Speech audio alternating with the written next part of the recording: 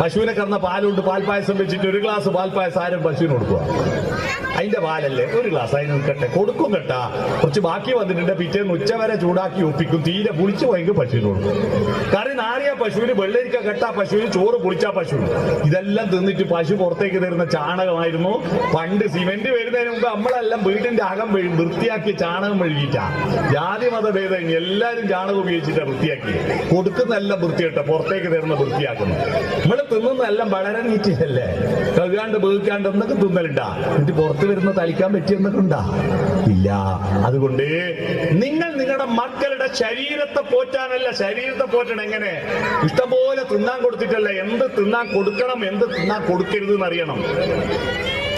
ഒരുപാട് തിന്നാം. ഞങ്ങളെയൊക്കെ ബാല്യത്തിൽ മര്യാദക്ക് തിന്നാൻ കിട്ടായിട്ടല്ലേ ഇപ്പൊ കുട്ടിയൊക്കെ വേണ്ടായിട്ടാ. ഞങ്ങളെല്ലാം ചെറുപ്പത്തിൽ അപ്പുറത്തെ വീട്ടിലോ ബന്ധു വീട്ടിലോ ചോദിച്ചാൽ ഉച്ചക്കെന്താ കറി, ചക്കക്കുരു